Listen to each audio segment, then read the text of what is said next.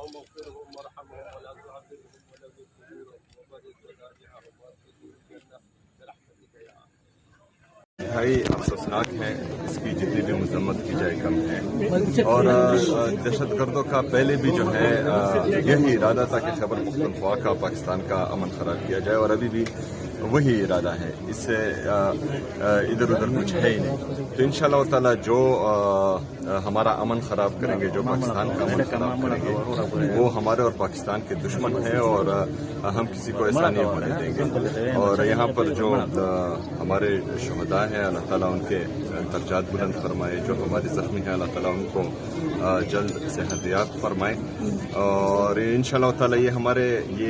ارادے اور ہمارے حوصلے پست نہیں کر سکتے، ہم انشاءاللہ تعالیٰ ان کا مقابلہ کرتے رہیں گے۔